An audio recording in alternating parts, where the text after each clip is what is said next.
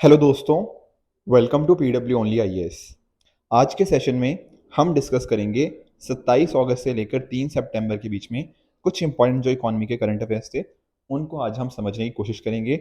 And हमारा purpose, जैसा कि हमारा था पर्पस हमेशा से ही, कि इकोनॉमी जो आपको मुश्किल लगती है वो मुश्किल नहीं लगेगी।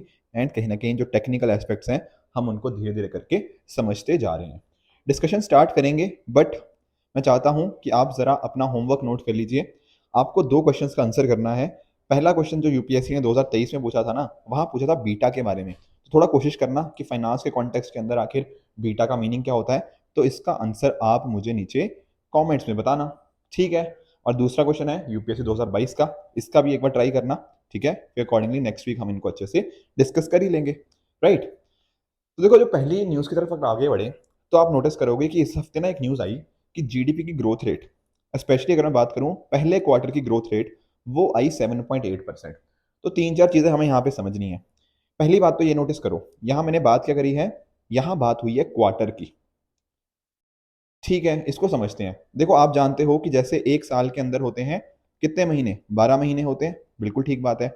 अब 12 महीने को ना हम तीन तीन महीने के पार्ट्स के अंदर बांट सकते हैं, ठीक है ना। तो 3 into 4 12 हो जाएगा, बिल्कुल। तो जब मैं बात करता हूँ क्वार्टर वन की, क्वार्टर वन के अंदर ना आपका जो टाइम होता है वो क्या होता है, वो होता है अप्रैल से लेकर जून।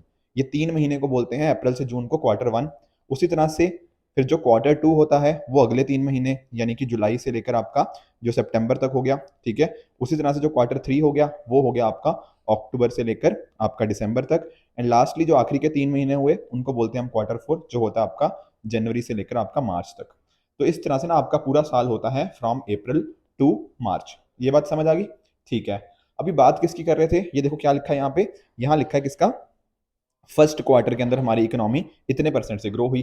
फर्स्ट क्वार्टर का मतलब क्या बताया, फर्स्ट क्वार्टर का मतलब आपका अप्रैल से जून। अब आप लोग सोच रहे होंगे सर हम तो अभी सितंबर में हैं या अगस्त एंड में हैं, कहीं ना कहीं मतलब अब तो 3 सितंबर आ गया आज तो, पर ये डेटा आया तब तो हम अगस्त सितंबर की बात कर रहे हैं, पर आप हमें फिर अप्रैल टू जून का डेटा क्यों बता रहे हो। क्योंकि देखो ये टाइम कौन सा था, 1 अप्रैल से लेकर 30 जून तक का, ठीक है ना।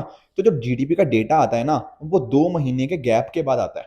तो 30 जून तक का डेटा होगा तो 2 महीने ऐड करो, 31 जुलाई 31 अगस्त, तो हो गए ना 2 महीने। तो 2 महीने के गैप के बाद हमारे पास ये डेटा आया, ठीक है सर। ये बात तो चलो समझ आ गई। अब ये बताओ कि डेटा आया कितना है, डेटा आया है 7.8%। कहने का पॉइंट क्या, हमारी जो जीडीपी है वो कितने परसेंट से ग्रो करी है, वो ग्रो करी है 7.8% इन द फर्स्ट क्वार्टर। चलो ये बात भी समझ आ गई। अब एक चीज सर और समझाओ, क्या समझाएं, कि इसको रिलीज कौन करता है। देखो इसको रिलीज किया जाता है आपका एनएसओ के द्वारा। अब ये एनएसओ क्या है, this is national statistical office, ठीक है। तो एक ऑफिस है सर, कौन सी मिनिस्ट्री के अंदर आता है ऑफिस, ये आता है आपकी मोस्पी मिनिस्ट्री के अंदर। मोस्पी क्या है, ministry of statistics and programme implementation. तो इस मिनिस्ट्री के अंदर जो एनएसओ ऑफिस है ना, वो यहाँ पर इस डेटा को यहाँ पे रिलीज करता है। आई होप ये चीज भी आप समझ गए होंगे। अब एक क्वेश्चन सर और दिमाग में आ रहा है, ये 7.8% जो आया है, क्या ये डेटा बढ़िया है या ये डेटा खराब है, बताओ मुझे। द आंसर इज एक्चुअल में ना, अगर आप नोटिस करोगे तो इंडिया दुनिया की सबसे बड़ी इकोनॉमीज में से जो है, मतलब जो मेजर इकोनॉमीज हैं उनमें फास्टेस्ट ग्रोइंग है। हम काफी तेजी से ग्रो कर रहे हैं। जैसे फॉर एग्जांपल बाकी कंट्रीज का आप देखो ना, यूएस वगैरह का, उनका तो ऑब्वियसली कम होगा ही, ठीक है ना, क्योंकि ऑलरेडी बहुत बड़ी इकोनॉमी है तो उनमें अंदर इतना ग्रोथ रेट नहीं होती। पर चाइना का देख सकते हो, चाइना का जो डेटा आया है वो 6.3% है, तो हमारा उनसे ज्यादा है, ठीक है ना। तो इस वजह से हम जो मेजर इकोनॉमीज है ना उनमें इंडिया फास्टेस्ट ग्रोइंग है। पर अगर हम कंपेयर करते हैं पिछले साल के कंपैरिजन में, मतलब जैसे अभी क्या आया है, एफ वाई 2024 यानी कि 2024 का फाइनेंशियल ईयर, उसके क्वार्टर वन का डेटा आया है 7.8%। एग्जैक्टली एक साल पहले कितना नंबर था, एक साल पहले ये नंबर था 13.1%। तो आप देखोगे यार, पिछले साल हमने ना अप्रैल टू जून, मतलब एग्जैक्टली एक साल पहले जो अप्रैल टू जून वाला टाइम था, तब हम ग्रो करे थे 13.1% से, अब हम ग्रो कर रहे हैं 7.8% से। तो यहाँ पर से तो देख के लगता है कि पिछले साल ज्यादा तेजी से बढ़े थे, इस साल कम तेजी से बढ़े हैं। ऐसा क्यों सर, ऐसा क्या दिक्कत आ गई। देखो दिक्कत कुछ नहीं है, एक्चुअल में ना यहाँ पे कॉन्सेप्ट आता है जिसको हम बोलते हैं बेस इफेक्ट। अब आप लोग सोच रहे होंगे सर ये बेस इफेक्ट क्या होता है। देखो बेस इफेक्ट कुछ नहीं होता। आप जब कोई चीज को कंपैरिजन करते हो तो कोई बेस लेते हो ना, बिल्कुल सही बात है। अब जैसे अभी मैं यहाँ पे बात कर रहा था 2023-24 की, ठीक है ना। इससे पहले साल क्या था, 2022-23 था। इसी तरह से उससे 2 साल पहले कौन सा साल आया था, जब आया था 2020-21 वाला साल।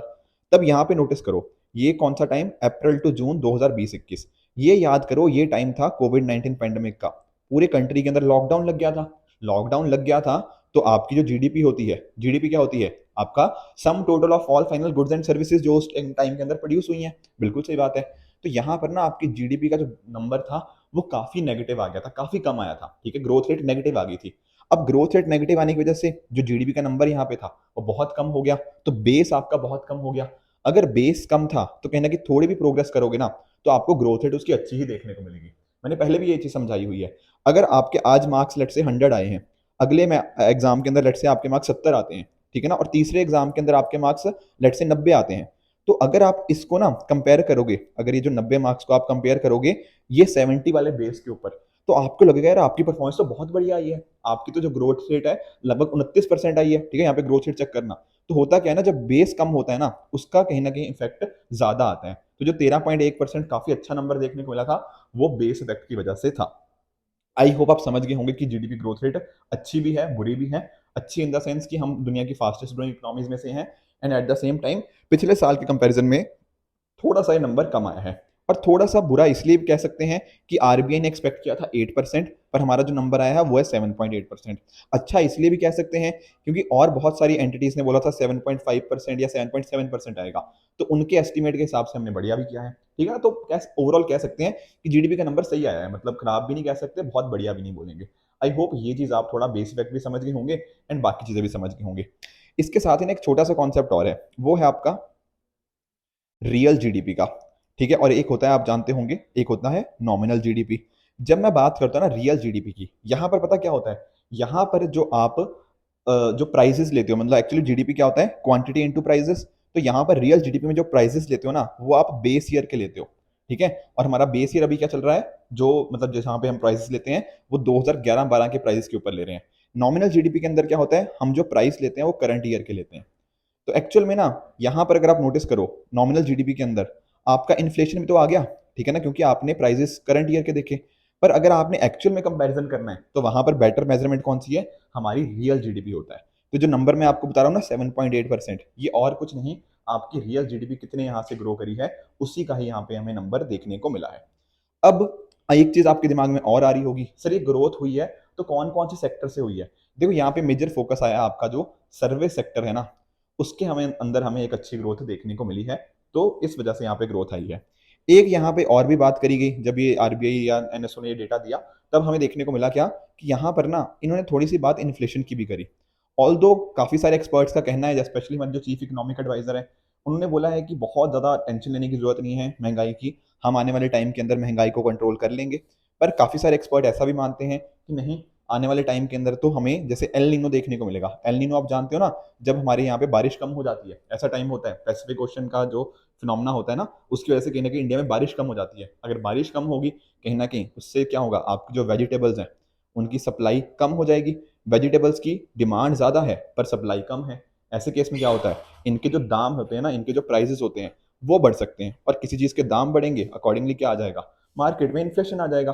तो ये सारे आपको कंसर्न्स कुछ देखने को मिल सकते हैं, ठीक है। तो ये था हमारा पहला टॉपिक जहां पर हमने डिस्कस क्या किया कि हमारी जो जीडीपी ग्रोथ रेट है वो है 7.8%। आई होप ये टॉपिक आपको अच्छे से समझ आ गया होगा। नेक्स्ट टॉपिक की तरफ चलते हैं। देखो ये मुद्दा भी ना एक्चुअली काफी न्यूज में रहा लास्ट वीक। ये था, जैसे ये गार्जियन की रिपोर्ट है, Modi linked Adani family secretly invested in own shares, document suggest, ठीक है, गार्जियन के अंदर हो गया, फाइनेंशियल टाइम्स के अंदर हो गया, आपको ये न्यूज़ देखने को मिलेगी। उससे कुछ दिन पहले ये शॉर्ट सेलिंग वाली बात भी आई थी, तो सारी चीजें समझेंगे आखिर शॉर्ट सेलिंग क्या होती है, ठीक है ना। बहुत ज्यादा हमें ना इस मुद्दे के अंदर घुसना नहीं है कि अदानी जी ठीक है गलत है, हम ये मुद्दे पे ज्यादा चर्चा नहीं करेंगे। हमारे एग्जाम रेलेवेंसी क्या है उसके ऊपर ज्यादा फोकस करेंगे। बट क्योंकि देखो हमें फाइनेंशियल टर्म्स को समझना है तो थोड़ा सा मुद्दा जानना पड़ेगा, पर बहुत डिटेल में नहीं। तो हुआ पता क्या है, अभी रिसेंटली अभी ना एक रिपोर्ट आई है, किसके द्वारा ये रिपोर्ट आई है, रिपोर्ट आई है ओसीसीआरपी के द्वारा। ये ओसीसी क्या है, ओसीसीआरपी क्या है, ये है organised crime and corruption reporting project, ठीक है ना। ये ना इस तरह से अलग अलग तरह से ना अपना रिपोर्ट्स वगैरह निकालते हैं, कुछ रिसर्च वगैरह करते हैं, राइट। और इन्होंने पता क्या नोटिस किया है, इनके द्वारा जो नोटिस किया है वो ये है कि जो अदानी ग्रुप है ना उनमें कुछ गड़बड़ हुई है। सर क्या गड़बड़ हुई है, देखो एक्चुअल में ना मैं आपको बताता हूँ, हमारा जो सेबी है, सेबी क्या होता है, securities and exchange board of India. जो पूरी आपकी शेयर मार्केट होते हैं ना, उसको यहाँ पे रेगुलेट करता है। कौन करता है? सेबी करता है। अब सेबी का ना एक रूल है। रूल क्या है कि जैसे ना आपके जो प्रमोटर्स होते हैं, प्रमोटर मतलब जो एक मान लो कंपनी में जो स्टार्टिंग से हैं, ठीक है ना, अगर कल को वो लिस्ट हो जाते हैं, लिस्ट मतलब आपकी शेयर मार्केट के ऊपर वो अपनी कंपनी ले आते हैं, जैसे फॉर एग्जांपल अदानी की जो कंपनीज है वो शेयर मार्केट के ऊपर लिस्टेड है, तो इनको पता क्या करना होगा? प्रमोटर का जो शेयर होगा ना उस कंपनी के अंदर, वो 75% से कम होना चाहिए। समझिए इस बात को। कहने का पॉइंट क्या कि अगर अदानी ग्रुप है, जैसे मान लो अदानी ग्रुप के अगर जो आपके शेयर्स आपको मार्केट में देखने को मिलेंगे, ठीक है ना, तो यहां पर क्या होना चाहिए? उनके जो शेयर्स होने चाहिए जो एक्चुअली में अदानी ग्रुप के साथ लिंक्ड है, उन लोगों की जो शेयर होल्डिंग होनी चाहिए उस कंपनी के अंदर, वो लेस देन 75% होनी चाहिए। ऐसा यहां पर हमारे सेबी का रूल है कि इनसाइडर्स जो होते हैं ना, कंपनी के जो इनसाइडर्स होते हैं, उनकी शेयर होल्डिंग 75% से कम होनी चाहिए। पर इन्होंने क्या, ओसीसीआरपी ने क्या इल्जाम लगाया है? इन्होंने इल्जाम लगाया है कि इंडिया से ना कुछ पैसा था, ठीक है ना, वो पैसा पता कहाँ गया? पैसा अलग अलग कंट्रीज में गया। पहले मान लो किसी XYZ कंट्री में गया, फिर किसी और कंट्री में गया, फिर वहां से घूम करके ये पैसा गया कहाँ पे? मॉरिशियस में गया, ठीक है ना। और मॉरिशियस में ना दो लोग बैठे हुए हैं, और ये दो लोग, हमें नाम नहीं ध्यान रखने इनका क्या है, पर मान लो ये 2 पर्सन बैठे हुए हैं मॉरिशियस में। इन्होंने क्या किया? मॉरिशियस वाले बंदों ने ना, ये मॉरिशियस वाले बंदों ने पैसा डाला कहाँ पर? अदानी जी की कंपनी के अंदर। तो आप लोग सोच रहे होंगे इसमें गलत क्या है? इसमें गलत पता ये है, ये जो दो बंदे हैं ना, ये एक्चुअली जो गौतम अडानी जी हैं उनके भाई जो हैं विनोद अडानी जी, उनके दोस्त हैं। समझे इस बात को? तो उन्होंने क्या किया है? उन्होंने हमारी शेयर मार्केट के अंदर, मतलब शेयर मार्केट के अंदर क्या, अदानी ग्रुप के अंदर पैसा लगाया है।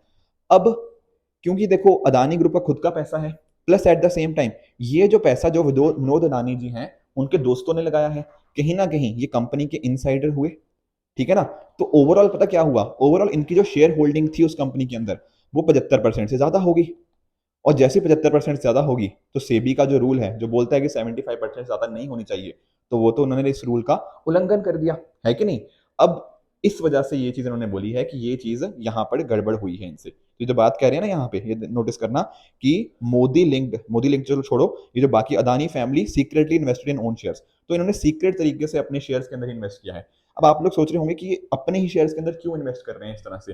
देखो एक्चुअल में क्या है ना, जब आप नोटिस करोगे, आपको, आपने जैसे 75% से भी ज्यादा अपने शेयर्स के अंदर इन्वेस्ट कर दिया, तो कहीं ना कहीं जो आम जनता है, मेरे और आपके जैसे लोग हैं, उनके पास बहुत ही कम होगा, ठीक है ना, बहुत ही कम शेयर होगा। अब क्योंकि लोगों की डिमांड ज्यादा है, पर जो एक्चुअल में मार्केट में जो शेयर्स फ्लोट हो रहे हैं वो बहुत ही कम है, क्योंकि बाकी सब तो कंपनी ने अपने पास रखे हुए हैं, कंपनी के ओनर्स के पास है या प्रमोटर्स के पास है। तो इस तरह से क्या होता है ना, जो शेयर है उसका बढ़ता जाएगा, ठीक है ना। और आपने नोटिस किया होगा जो अदानी ग्रुप के जो कंपनीज है ना, उनके शेयर्स पिछले कई सालों के अंदर बहुत बहुत ज्यादा तेजी से बढ़े हैं। तो एक कंसर्न इससे याद आता है कि इन्होंने आर्टिफिशियली ना मैनिपुलेट किया है अपने शेयर्स को। एक्चुअल में जो कंपनी है उसकी वर्थ इतनी नहीं है शायद, और इन्होंने इस तरह से आर्टिफिशियली कंपनी के शेयर्स को बढ़ाने की कोशिश करी गई है। ऐसा यहाँ पर OCCRP का यहाँ पर कहना है, ठीक है ना। और ये कोई पहली बार नहीं है कि इस तरह से एलिगेशन अदानी ग्रुप के ऊपर लगाए गए हैं। इनफैक्ट ना आज से 7 से 8 महीने पहले एक हिंडनबर्ग रिपोर्ट आई थी, उन्होंने तो इससे भी बहुत बड़े बड़े खुलासे किए थे। इसी वजह से ना ये जो OCCRP की रिपोर्ट आई है, इसको हिंडनबर्ग 2.0 भी बोला जा रहा है, कि एक्चुअल में इन्होंने जो अदानी के कुछ गड़बड़ हो रही थी वहां पर इसको बात करी है। साथ में ना एक्चुअली हमारे प्रधानमंत्री जी का भी यहाँ पे नाम आया है, ठीक है। उसका रीजन पता क्या है कि अगर आप नोटिस करोगे तो 2013 के आसपास अडानी ग्रुप के ऊपर काफी सारे मतलब एलिगेशंस थे। उसके बाद 2014 ऑनवर्ड्स ना उनके ऊपर जो एलिगेशंस थे वो हटा दिए गए, ठीक है ना। तो कई लोगों ने यहाँ पे ऐसा माना है कि यहाँ पर, ठीक है ना, इनके क्योंकि संबंध अच्छे थे, ठीक है, ऐसा ये रिपोर्ट बोल रहे हैं, मैं नहीं बोल रहा, कि इनके क्योंकि संबंध अच्छे थे उस टाइम की सरकार की, जो 2014 के बाद सरकार आई है, इसलिए इनके ऊपर से जो इश्यूज थे, ये जो एलिगेशन लगे थे वो बंद कर दी गई, जो इन्वेस्टिगेशन चल रही थी वो बंद कर दी गई, और या फिर इनको क्लीन चिट दे दी गई। ऊपर से एक्चुअली एक मुद्दा और भी आया है कि इनके ऊपर एक और इन्वेस्टिगेशन हो रही थी। तो जो बंदा इनकी कंपनी के ऊपर इन्वेस्टिगेट कर रहा था, ठीक है ना, बाद में वो कम बंदा आज के टाइम के ऊपर NDTV के अंदर डायरेक्टर है, और जो NDTV है वो दरअसल में अडानी जी का ही है, ठीक है ना। तो इस तरह के बहुत सारे मतलब चार्जेस या फिर इस तरह के बहुत सारी इन्वेस्टिगेशन हुई हैं, जो थोड़ा इस डायरेक्शन में बताती हैं कि कुछ यहाँ पर गड़बड़ हुई है, ठीक है ना। ऐसा यहाँ पे OCCRP का कहना है। अगर मैं बात करता हूँ यहाँ पर जो हिंडनबर्ग रिसर्च की, उन्होंने भी बहुत सारी बातें करी हैं। उन्होंने तो इनफैक्ट जो मनी लॉन्ड्रिंग हो गया उसकी भी बात करी थी कि मनी लॉन्डर हुई है, या फिर इवन इनफैक्ट ना जो राउंड ट्रिपिंग जिसको हम बोलते हैं, राउंड ट्रिपिंग क्या होता है कि पैसा एक जगह से दूसरी जगह लेके जाना, ठीक है, वापस से इनडायरेक्ट तरह से घुमा के वहां पे लेके आना। इवन यहाँ पर जो हवाला होता है, हवाला ट्रांजेक्शन, उसकी भी बात हुई थी कि अपना ही पैसा दूसरी कंट्री में भिजवा दिया, फिर वहां से इनडायरेक्टली घुमा के इंडिया में इन्वेस्ट किया। तो यहाँ पर इस तरह के ना अपने शेयर्स को मैनिपुलेट करने के लिए इस तरह की गड़बड़ घोटाले यहाँ पे किए गए हैं, ऐसा यहाँ पर इन रिपोर्ट्स का बोलना है, ठीक है ना। ऊपर से और भी इन्होंने बात करी है कि इनका जो कर्जा है अदानी ग्रुप का वो बहुत बहुत ज्यादा हो चुका है, तो इसको बोलते हैं ओवर लेवरेज हो चुकी है कंपनी, ठीक है। तो ऐसे यहाँ पे कुछ एलिगेशंस लगाए गए थे। पर एक मुद्दा यहाँ पे और भी आया है, वो है आपका शॉर्ट सेलिंग का मुद्दा। हमें ये समझना है शॉर्ट सेलिंग का। आई होप ये जो टर्म्स है ना, एक तो सेबी का जो रूल था 75% वाला, अब वो समझ गए होंगे। अब ये जो शॉर्ट सेलिंग का मुद्दा है ना, थोड़ा इसको हम समझ लेते हैं कि आखिर ये शॉर्ट सेलिंग क्या होती है। देखो काफी बार ना हमें पता क्या लगता है, हमें लगता है कि अगर मान लो किसी कंपनी का या किसी शेयर का प्राइस है 100 रुपये, अगर ये कल को 150 रुपये हो जाएगा तो हमें प्रॉफिट हो जाएगा कि हमने क्या किया था, हमने किसी शेयर को खरीदा था 100 रुपये के ऊपर, पर हमने बेचा उसको कब, 150 रुपये के ऊपर। तो जब कंपनी का शेयर ऊपर गया तब हमने पैसा कमा लिया। पर सिर्फ ऐसा नहीं होता कि जब कंपनी ऊपर जाएगी या कंपनी का शेयर ऊपर जाएगा तभी आप पैसा कमा सकते हो, नहीं। इसका उल्टा भी ट्रू है। उल्टा कैसे ट्रू है कि अगर मान लो कंपनी का शेयर आज था 150 रुपये और अगर कंपनी का शेयर नीचे गिर जाए, लेट से 100 रुपये पे गिर जाए, तब ऐसे टाइम के ऊपर भी आप पैसा कमा सकते हो। वो क्या तरीका होता है, उसी को बोलते हैं शॉर्ट सेलिंग। क्या मतलब कि आपने जब कंपनी का शेयर नीचे जा रहा है उस टाइम के ऊपर पैसा कमाना is known as short selling. Sir वो कैसे कमाया जाता है, देखो एक्चुअल में क्या होता है ना, जैसे कोई बंदा जिसको पता है या जिसको लग रहा है कि कंपनी का जो शेयर है वो नीचे जाएगा, वो पता क्या करेगा, वो शेयर को बोरो कर लेगा किसी ब्रोकर से, ठीक है ना। उधार पे ले लिया, कहां से, ब्रोकर पे, ठीक है ना। और ये शेयर क्या ले लिया उसने, ब्रोकर से उधार पे ले लिया, ठीक है। ब्रोकर से उधार पे ले लिया और उसको बेच दिया कितने के ऊपर, 150 रुपए के ऊपर बेच दिया, ठीक है। जब कहीं ना कहीं उसका दाम जब नीचे आ गया, जब मान लो वो 100 रुपए का ऊपर आ गया, तब वो खरीद लेगा उसको, शेयर को। तो अब अकॉर्डिंगली आप नोटिस करो, बेचा कितने के ऊपर, 150 रुपए के ऊपर, खरीदा कितने के ऊपर, जब उसका दाम कम आ गया 100 रुपए के ऊपर। तो यहां पर 50 रुपए का फायदा हो गया, नहीं हो गया। कैसे हो पाया, क्योंकि उसने वो जो शेयर था ना वो उधार पे ले लिया था ब्रोकर से, उस उधार ले हुए शेयर को बेच दिया महंगे दाम के ऊपर, और फिर बाद में जब दाम नीचे आ गया तब सस्ते दाम के ऊपर उसको खरीद लिया। इस तरह से यहाँ पे शॉर्ट सेलिंग के माध्यम से बहुत सारे लोग पैसा बनाते हैं। Do you get the point. तो एक्चुअल में ना जो अदानी ग्रुप है उन्होंने ये बोला है कि ये कंपनीज जो बता रही हैं बिल्कुल झूठ बोल रही हैं, ऐसा कुछ भी नहीं है। और ये जो है ना, ये जो कंपनीज, चाहे आप हिंडनबर्ग की बात कर लो, ये कुछ नहीं है, ये शॉर्ट सेलर ही है जो इस तरह से कंपनीज के ऊपर गलत गलत रिपोर्ट्स बनाता है, एंड उस हिसाब से जब शेयर के दाम नीचे आ जाते हैं तो हिंडनबर्ग को फायदा हो जाता है। तो हिंडनबर्ग इस तरह से शॉर्ट सेलर है। आई होप आप शॉर्ट सेलिंग समझ गए होंगे। तो थोड़ा सा आपको और बता दूं, this is an investment activity in which investor borrow security, याद आया ना, ब्रोकर से उसने सिक्योरिटी को बोरो किया था, फिर उसने बेच दिया था, ठीक है, इन द होप कि बाद में जब उन पर्टिकुलर शेयर का दाम कम हो जाएगा, जब लोअर प्राइस हो जाएगा, तब वो फ्यूचर में उसको खरीद लेगा, ठीक है ना। तो इस तरह से 50 रुपए का यहाँ पे फायदा हो जाएगा। आई होप आप शॉर्ट सेलिंग का मतलब समझ गए होंगे। मैं फिर से बता रहा हूँ, हमें ये नहीं जाना कि अदानी जी सही है, हिंडनबर्ग सही है, या कोई XYZ रिपोर्ट सही है, हमें उन चक्रों में नहीं जाना। हमें ये टर्म समझनी थी। आई होप आप ये चीजें समझ गए होंगे। बाकी इनके एलिगेशन वेलिगेशन चलते रहेंगे। हमारे एग्जाम के लिए इंपॉर्टेंट था कि शॉर्ट सेलिंग क्या होती है, या जो सेबी का रूल होता है वो क्या होता है। बाकी सेबी के बारे में और इन्फॉर्मेशन तो हमने स्टार्टिंग में बहुत बार पढ़ी हुई है, ठीक है ना। सेबी आप जानते हो क्या है, एक स्टैट्यूटरी बॉडी है। पहले जब ये बनी थी ना, तब ये स्टैट्यूटरी बॉडी नहीं थी। स्टैट्यूटरी का मतलब किसी एक्ट के थ्रू, मतलब इसकी जो पावर है ना वो ये लॉ के थ्रू आती है। पहले जब बनाया गया था ना इसको, तब ये एग्जेक्टिव बॉडी थी, सिंपली बस बना दिया गया था। पर बाद में देखा गया कि सेबी को हमने बना तो दिया, पर पावर पावर दी नहीं इसको। फिर बाद में एक एक्ट पास हुआ था, सेबी एक्ट, उसके अंतर्गत हमने इसकी पावर्स को बढ़ा दिया है, ठीक है। तो आई होप ये चीजें आप समझ गए होंगे, ठीक है ना, कि शॉर्ट सेलिंग क्या होता है, और जो बाकी फाइनेंशियल टर्म्स हैं उनको भी आपने समझ लिया होगा। आगे चलते हैं नेक्स्ट टॉपिक की तरफ, that is digitalisation in agriculture. अभी क्या हुआ है, जैसे आप देख सकते हो, अमिताभ कांत जी इन्होंने बात करी है, digitalisation in agriculture to bring in next big green revolution. Green revolution तो हमने बहुत बार पढ़ा हुआ है सर, हम जानते हैं हरित क्रांति के बारे में। अभी क्या बात हो रही है एग्रीकल्चर के अंदर डिजिटाइजेशन की। यही होगा जो आने वाले टाइम के अंदर एक नई हरित क्रांति लेकर आएगा। तो थोड़ा समझते हैं इसको कि आखिर यहाँ पर डिजिटाइजेशन ऑफ एग्रीकल्चर या फिर डिजिटलाइजेशन ऑफ एग्रीकल्चर, इसका मतलब क्या होता है। देखो इसका मतलब बहुत ही सिंपल है, आप किस तरह से एग्रीकल्चर के अंदर आप टेक्नोलॉजी का यूज करोगे। मेंस के अंदर ना हर साल 4 क्वेश्चन हमें एग्रीकल्चर से देखने को मिलते हैं, तो वहां पर आप ना डिजिटाइजेशन ऑफ एग्रीकल्चर की डेफिनेटली बात करना। अभी यहाँ पे पता क्या हुआ था, जो G20 का ना, आप जानते हो अलग अलग समिट चल रहे हैं, उसी तरह से G20 एग्री टेक समिट हुआ था। वहां पर ये सारी बातें रखी गई हैं टेक्नोलॉजी का कैसे यूज करना है हमें एग्रीकल्चर के अंदर। क्या क्या बातें हुई, देखो इन्होंने बात करी यहाँ पर आर्टिफिशियल इंटेलिजेंस की, इन्होंने बात करी यहाँ पर रोबोटिक्स की, इन्होंने बात करी यहाँ पर सेंसर्स को कैसे हम यूज़ कर सकते हैं, कम्युनिकेशन नेटवर्क्स को कैसे यूज़ कर सकते हैं, बेसिकली कहने का पॉइंट क्या था कि एग्रीकल्चर का पूरा प्रोसेस समझो, उस पूरे प्रोसेस के अंदर कहाँ पर हम टेक्नोलॉजी का यूज़ कर सकते हैं, वहाँ पर हम टेक्नोलॉजी को इंटीग्रेट करना, that is digitisation of agriculture. Do you get the point? तो यहाँ पर इन्होंने एग्रीकल्चर के अंदर डिफरेंट डिफरेंट और बातें करी। एक बातें करी कि हमारा देखो क्लाइमेट चेंज बहुत हो रहा है, ठीक है ना? तो क्लाइमेट के साथ डील करने के लिए हमारे पास क्या होना चाहिए? Climate resilient agriculture. कल को ड्रॉट आ रहे हैं कहीं पर, तब भी हमारी फसलें वहाँ पे खराब ना हो, क्लाइमेट चेंज की वजह से हमारा जो फूड प्रोडक्शन है वो इम्पैक्ट ना हो, तो क्लाइमेट रेजिलिएंट एग्रीकल्चर चाहिए। पर ऐसा एग्रीकल्चर के लिए क्या चाहिए? फाइनेंस भी चाहिए, पैसा भी चाहिए। तो finance for climate resilient agriculture, ऐसा यहाँ पर G20 का जो एग्रीकल्चर वर्किंग ग्रुप है उसकी एक प्रायोरिटी ये रही। बाकी डिजिटाइजेशन ऑफ एग्रीकल्चर तो मैंने आपको समझा ही दिया। साथ में इन्होंने बात करी किस चीज़ की? फूड सिक्योरिटी को हम कैसे इंश्योर कर सकते हैं।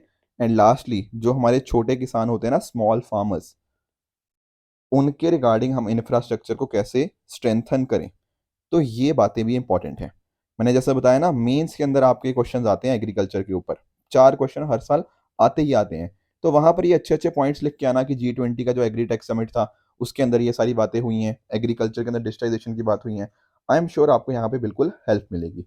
साथ में इन्होंने यहाँ पे ना बात कुछ और भी करी है, जैसे फॉर एग्जांपल आप जानते होंगे प्रिसिजन एग्रीकल्चर के बारे में। प्रिसिजन एग्रीकल्चर का मतलब होता है कि आपके जितने इनपुट्स हैं आप उनको प्रॉपरली उतना ही डालो। कहने का पॉइंट क्या? अगर आपकी जो सॉइल है, उसके अंदर आपको चाहिए कि 2 यूनिट कोई चीज़ डालनी है, तो प्रिसिजन एग्रीकल्चर के अंदर ना आप टेक्नोलॉजी के माध्यम से ये चीज़ देख पाओगे, अच्छा कितना पानी चाहिए, कितना फर्टिलाइज़र चाहिए, वो बिल्कुल एग्ज़ैक्ट टू द पॉइंट डालोगे, तब कहीं न कहीं आपकी प्रोडक्शन इम्प्रूव होगी, ठीक है? स्मार्ट एग्रीकल्चर की यहाँ पे बात करी है, स्मार्ट फार्मिंग भी बोल सकते हो। ये सारे इन्होंने अलग-अलग तरीके बताई हैं। साथ में ही अगर आप नोटिस करो, जो सॉइल की असेसमेंट होती है, कहने का पॉइंट क्या है कि सॉइल के अंदर कौन से न्यूट्रिएंट की कमी है, नाइट्रोजन, फास्फोरस, पोटेशियम, सल्फर, किस-किस चीज़ की कितनी कमी है, उसको भी हम कैसे कर सकते हैं सॉइल असेसमेंट को, हम सेंसर्स के माध्यम से ये चीज़ देख पाएँगे, राइट? तो इस तरह से इन्होंने अलग-अलग यहाँ पे टेक्निक्स बताई हैं। ये सारे आपके वैल्यू एडिशन पॉइंट्स हो रहे हैं, ठीक है ना? ये सारे वैल्यू एडिशन पॉइंट्स आपको अपने मेंस के आंसर में लिखने ही लिखने हैं। बाकी आप देखो इसके फ़ायदे तो जानते ही होंगे कि कहीं न कहीं अगर हम डिजिटाइज़ेशन ऑफ एग्रीकल्चर करेंगे, इससे बहुत सारे बेनिफिट्स हैं। एक तो देखो लॉन्ग टर्म के अंदर, ध्यान से समझना, लॉन्ग टर्म के अंदर ना आपकी इनपुट कॉस्ट कम हो जाएगी। शॉर्ट टर्म के अंदर बढ़ेगी, क्योंकि आप नोटिस करो आपको एग्रीकल्चर के अंदर ये टेक्नोलॉजी लेकर आनी है, तो महँगा टेक्नोलॉजी होती है डेफ़िनिटली। पर लंबे टाइम के अंदर क्योंकि आप प्रिसिजन एग्रीकल्चर यूज़ कर रहे हो, स्मार्ट एग्रीकल्चर यूज़ कर रहे हो, स्मार्ट फार्मिंग कर रहे हो, इससे क्या होगा, आपको पता लगेगा कितना इनपुट कहाँ डालना है। उससे ओवरऑल जो आपकी प्रोडक्टिविटी होगी, वो इम्प्रूव हो जाएगी, है ना? बाकी ये जो मैं बात कर रहा था, जैसे फॉर एग्जांपल एआई की बात कर रहा था, आर्टिफिशियल इंटेलिजेंस की, या बाकी और जो सेंसर्स हो गया, कम्युनिकेशन नेटवर्क्स, उनकी बात करी, ठीक है ना? उनके माध्यम से ना आपको पूरा डेटा मिलता रहेगा। अब डेटा मिलेगा, डेटा ये हमारा किसके पास जाएगा? डेटा जाएगा हमारे किसान के पास। तो किसान क्या होगा? किसान एम्पावर होगा। एम्पावर किस चीज़ के लिए? वो अपने फैसले खुद ले पाएगा। उसको पता है यार यहाँ पे इतनी बारिश होनी है, यहाँ पर ये चीज़ ऐसे होने वाली है, ड्रॉट आने वाला है। कहीं न कहीं फोरकास्टिंग मॉडल्स आएँगे यहाँ पे। तो फोरकास्टिंग मॉडल्स के माध्यम से कहीं न कहीं किसान को एक मदद मिलेगी, है कि नहीं? तो ये सारी चीज़ें हो गया, ठीक है ना? क्रॉप प्रोटेक्शन जो हमारी हो सकती है, जो क्रॉप इंश्योरेंस की बात हो सकती है, वो यहाँ पर हम उनको बेहतर कर सकते हैं। राइट? तो इस तरह से डिफरेंट डिफरेंट इन्होंने चीज़ें बात करी हैं। प्लस साथ ही साथ एग्रीकल्चर जो वेस्ट होता है, बेसिकली अगर मैं बात करूँ आपके जो पोस्ट प्रोडक्शन प्रोसेस की, उस पोस्ट प्रोडक्शन के अंदर भी ना नीति आयोग की एक रिपोर्ट है कि हमारी मेजर वेस्टेज हमारी पोस्ट प्रोडक्शन के बाद होती है, कि हमने उसको काट लिया, फिर उसके बाद स्टोरेज, ट्रांसपोर्टेशन, उसके अंदर हम अच्छे नहीं हैं। तो उस एग्री वेस्ट को कम करने के लिए भी हम यहाँ पर टेक्नोलॉजी का यूज़ करेंगे, एंड ओवरऑल हमारी सप्लाई चेन मैनेजमेंट भी बेहतर हो पाएगी। ये सारी अलग-अलग बातें करी गई हैं, ठीक है ना? ड्रोन्स का यूज़ भी बोला गया है। तो ये सारी अलग-अलग टेक्निक्स आपको अपने मेंस के आंसर में डेफ़िनिटली लिखनी ही लिखनी है। देखो कई बार हो सकता है डायरेक्ट क्वेश्चन आए ना डिजिटाइजेशन इन एग्रीकल्चर के अंदर, फिर हम सर क्या करेंगे? देखो हर क्वेश्चन के अंदर कहीं न कहीं आपको लेट्स से वे फॉरवर्ड लिखने को बोलेंगे। मतलब वे फॉरवर्ड आपको लिखना पड़ेगा, एक फ्यूचरिस्टिक कंक्लूजन लिखना पड़ेगा कि आने वाले टाइम के अंदर हम अपने एग्रीकल्चर की हालत को बेहतर कैसे कर सकते हैं। आप ये सारे पॉइंट्स लिखो ना वहाँ पे, तो they will help you. Getting the point? G20 का लिखोगे कि G20 के अंदर एग्रीटेक समिट के अंदर ये प्रायोरिटीज़ हैं। तो ये आपको हेल्प करेंगे अपने आंसर को एनरिच करने के अंदर, राइट? नेक्स्ट टॉपिक की तरफ आगे बढ़ते हैं, दैट इज प्रधानमंत्री जन धन योजना, 9 years of financial inclusion in India. देखो आज से 9 साल पहले, ठीक है ना, आपकी जो प्रधानमंत्री जन धन योजना थी, उसको यहाँ पे 2014 के अंदर स्टार्ट किया गया। तो पहली बात तो ये समझो, यहाँ पर आप देख पा रहे हो ना फाइनेंस मिनिस्टर, सर इनकी फोटो क्यों है, हमारे प्रधानमंत्री जी की क्यों नहीं है? देखो क्यों, क्योंकि इन्होंने बात बोली है, पर एक्चुअली में मैं समझाता हूँ। यहाँ पर मिनिस्ट्री इन्वॉल्व मैं दिखाना चाहता हूँ। हमारी ना ये कौन सी मिनिस्ट्री रन करती है इनको, इसको रन किया जाता है बाय मिनिस्ट्री ऑफ फाइनेंस। ठीक है, कोई आपसे पूछे प्रधानमंत्री जन धन योजना कौन सी मिनिस्ट्री के अंदर आती है, तो मिनिस्ट्री ऑफ फाइनेंस के अंतर्गत 2014 के अंदर इस पर्टिकुलर स्कीम को एक तरह से लॉन्च किया गया था। अब ध्यान रखने वाली बात ये है ना कि कई बार ना हमें लगता है कि प्रधानमंत्री जन धन योजना का मतलब होता है बैंक अकाउंट खुलवा देना। ठीक है, आपने सुना भी होगा जनधन अकाउंट। ये बट थोड़ी ना आपकी आई वुड से कि आधी अधूरी इन्फॉर्मेशन है। एक्चुअल में जब हम बात करते हैं ना फाइनेंशियल इंक्लूजन की, फाइनेंशियल इंक्लूजन के अंदर सिर्फ बैंक अकाउंट खुलवाना नहीं आता, उसके अलावा भी बहुत सारी और चीज़ें आ जाती हैं। ठीक है, अकाउंट खुलवाना एक चीज़ है, यहाँ पर लोगों को ना अच्छे प्रोडक्ट्स प्रोवाइड करना वो भी आ जाता है। ठीक है, जैसे फॉर एग्जांपल लेट्स से उनको क्रेडिट सर्विसेज देना। ठीक है ना, उनको इंश्योरेंस हो गया, ये सारी सर्विसेज उन तक पहुँच पाए, पेंशन हो गया, सोशल सिक्योरिटी हो गया। Getting the point. ये इस तरह की अलग अलग चीज़ें, लेट्स से कल को कोई बाहर गया हुआ है, वो अपने घर अपना पैसे भेज रहा है, तो रेमिटेंसेज जो चीज़ें आती हैं, ये सारी चीज़ें मिल पाएँ, इसके लिए अलग अलग चीज़ें थी। यहाँ पर इस स्कीम के अंतर्गत ही ना हमने कोशिश किया कि लोगों का बैंक अकाउंट खुलवाया जाए, या फिर एक इंपॉर्टेंट चीज़ और थी, दैट इज़ बैंकिंग कॉरस्पॉन्डेंट। ठीक है ना, बिजनेस कॉरस्पॉन्डेंट भी कुछ लोग बोलते हैं इसको। यहाँ पर इसका पॉइंट क्या होता है, इसका मतलब होता है कि लेट्स से अगर यहाँ पर इस एरिया के अंदर कोई बैंक नहीं है, मतलब मान लो एक पर्सन है, वो बैंक नहीं जा सकता, तो क्या ऐसा नहीं हो सकता कि बैंक उसके घर आ जाए? सर बैंक कैसे घर आएगा? अरे बैंक का कोई एम्प्लॉय होगा, वो अकॉर्डिंगली आपके घर जाके आपके खाते वगैरह खोल देगा, या खाते खोल देगा, या फिर जो भी आपको कुछ आपको सर्विसेज चाहिए होंगी वो हो जाएंगी। अगर आपको किसी को पैसे भेजने हैं या पैसे जमा कराने हैं, एनीथिंग लाइक दैट, तो कहीं ना कहीं जब आप बैंक के पास नहीं जा पाते, तब बैंक आपके पास आ सकता है। तो ये भी एक अच्छी बात है। ठीक है, तो इस तरह की चीज़ें हुई हैं। तो अगर मैं बात करूँ ना, हमारे जो फाइनेंस मिनिस्टर जी हैं, उन्होंने क्या बात करी है, उन्होंने बताया है कि पिछले टाइम्स के अंदर, ये यहाँ पे आप नोटिस करना, ठीक है ना, मोर देन 50 करोड़, ये नंबर आपने अपने एग्जाम में लिखना है कि 50 करोड़ से भी ज़्यादा बैंक अकाउंट्स खुले हैं पिछले 9 साल के अंदर। कहीं ना कहीं उससे क्या हुआ, फाइनेंशियल इंक्लूजन इंडिया के अंदर रेवोल्यूशनाइज हुई है। तो ये एक बहुत अच्छी बात है कि 50 करोड़ लोगों का हमने बैंक अकाउंट खुलवा दिया है। ठीक है ना, ऊपर से अगर आप नोटिस करोगे, एक अच्छी बात ये भी है कि लगभग 55% जो अकाउंट्स खुले हैं, जो जनधन अकाउंट्स खुले हैं, वो किनके हैं, महिलाओं के हैं। ये एक बड़ी अच्छी बात है। देखो अगर महिलाओं का अकाउंट खुलता है ना, तो कहीं ना कहीं ये वुमेन एम्पावरमेंट के साथ भी आप इस चीज़ को लिंक कर सकते हो। अच्छा ठीक है सर, चलो ये तो बात होगी वुमेन एम्पावरमेंट की। इसके अलावा एक अच्छी बात और है, वो क्या है कि लगभग जो 2/3 आपके अकाउंट्स हैं, कहने का मतलब लगभग 66% जो अकाउंट्स हैं ना, वो पता कहाँ खुले हैं, वो आपके रूरल और सेमी अर्बन एरियाज के अंदर खुले हैं। समझे इस बात को, इस बात की भी अपनी इंपॉर्टेंस है। अर्बन एरियाज के अंदर देखो बहुत आसानी से आप कहीं ना कहीं ना मतलब अकाउंट्स वगैरह या बाकी सारी चीज़ें एक्सेस कर पाओगे। दिक्कत कहाँ होती है, दिक्कत होती है ग्रामीण क्षेत्रों के अंदर, है ना। तो वहां पर अगर हम ये अकाउंट्स खुलवा रहे हैं, तो ये अपने आप में बहुत अच्छी बात है। ठीक है, और ऊपर से आप नोटिस करो, जो हमारी गवर्नमेंट अलग अलग तरह की स्कीम्स लेकर आई है, ठीक है, कोई भी आप स्कीम उठा लो, तो वहां पर आजकल हम क्या देते हैं, डीबीटी, डायरेक्ट बेनिफिट ट्रांसफर। इससे क्या फायदा होता है डायरेक्ट बेनिफिट ट्रांसफर से, इससे फायदा ये होता है कि जो आपके बिचौलिए होते हैं या फिर जो इंटरमीडिएट्स पहले हुआ करते थे, बहुत सारा पैसा बीच में वो खा जाया करते थे। अब डायरेक्ट बेनिफिट ट्रांसफर से क्या होगा, सीधा सरकार ने पैसा डाला और सीधा आपके अकाउंट में आ गया। तो आपको फायदा हुआ ना। ये बीच वाले जो लोग पहले पैसा खा जाते थे, करप्शन वगैरह कर जाते थे, अब वो नहीं हो पाएगी। तो कहीं ना कहीं जो प्रधानमंत्री जनधन योजना के अंदर जो अकाउंट्स वगैरह खुले हैं, उन्होंने यहाँ पर ये चीज़ हेल्प करी है। ठीक है ना, और ऐसा सरकार ने बताया है कि 6 करोड़ से भी ज़्यादा हमारे जो लोग हैं, उन्होंने बेनिफिट किया है इस डायरेक्ट बेनिफिट ट्रांसफर के माध्यम से, जो कि उन्होंने जनधन योजना के अंतर्गत जो उन्होंने अकाउंट खुलवाए थे। तो ये अपने आप में बहुत अच्छी बात है। Plus at the same time प्रधानमंत्री जनधन योजना का ये भी कहना था कि हम लोगों के अंदर एक तरह की फाइनेंशियल लिटरेसी लेकर आए। ठीक है ना, तो उसकी तरफ भी अभी काम चल रहा है, थोड़ा बहुत हुआ है, थोड़ा बहुत अभी और करना है। तो ये डिफरेंट डिफरेंट चीज़ें हमें यहाँ पे देखने को मिल चुकी हैं। ठीक है, तो डेफिनेटली काफ़ी अच्छा काम हुआ है प्रधानमंत्री जनधन योजना के अंदर, और भी बेहतर हो सकता है। ठीक है, तो उसी डायरेक्शन में हम काम कर भी रहे हैं। तो ये पॉइंट्स भी आप अपने आंसर्स में लिख पाओगे। ठीक है सर, आगे चलते हैं, एक टॉपिक छोटा सा डिस्कस कर लेते हैं, दैट इज प्रोजेक्ट एम्बर। अब ये क्या चीज़ है प्रोजेक्ट एम्बर?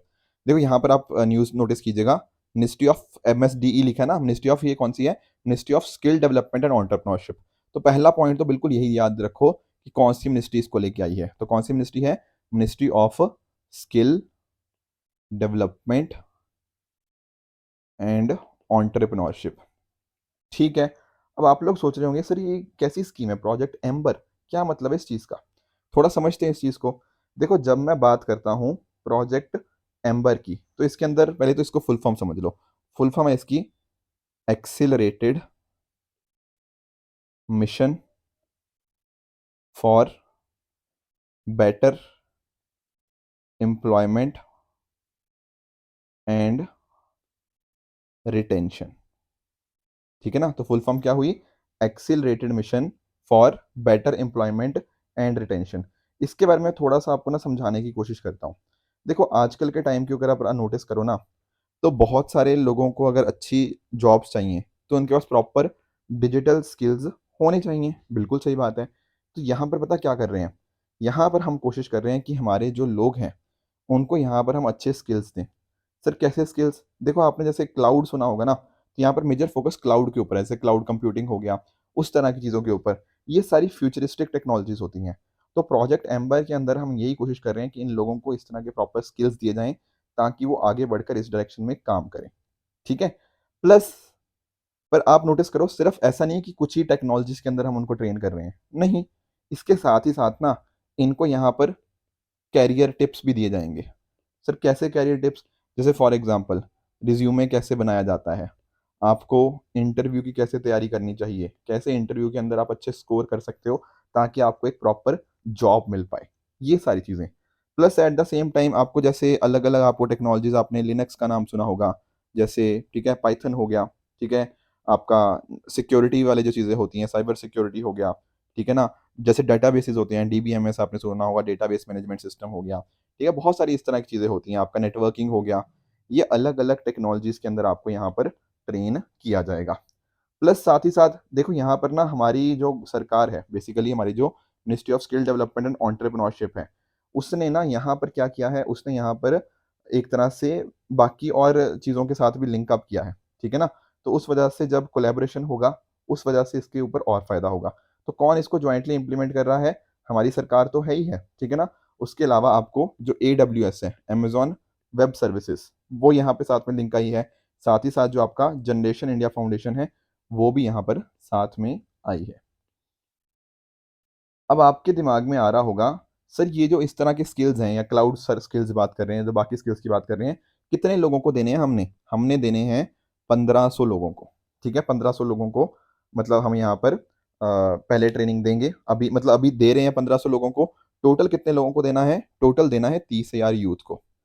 तो आपसे कोई टोटल टारगेट पूछे ना, तो आपको 1500 नहीं बोलना, आपको 30,000 यूथ बोलना है। 1500 को तो अभी दे रहे हैं। टारगेट कितना है? टारगेट है 30,000 यूथ को। और अच्छी बात इसमें भी पता क्या है, हम चाहते हैं यहाँ पर भी वुमेन एम्पावरमेंट, कि महिलाएं भी आगे आएँ इस चीज़ के अंदर। तो यहाँ पर जो हम बात करें ना 30,000 यूथ की, यहाँ पर 50% महिलाएं होंगी। तो लड़कियां भी इसके अंदर आगे आ पाएंगी, जो कि यहाँ पर इसकी एक बहुत अच्छी चीज़ है।